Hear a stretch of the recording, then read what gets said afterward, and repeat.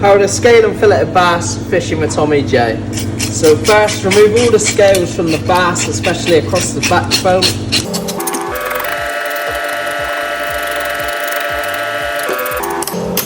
And then blast all the scales off the fish.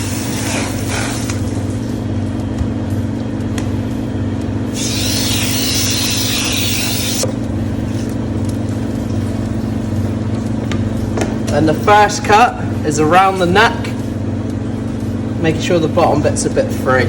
Down the backbone, through the fish, and free in the tail. You're going to cut up the bone, over the ribs, and down the other side. You're going to flip the fish over, cut up around the head, free in the bottom. This side you start from the tail, working the way up to the top. Knife in about halfway again, free the tail, up the backbone, over the ribs, and off the other side. If you don't like the belly, you can remove the stomach. Makes the fillet look a little bit nicer.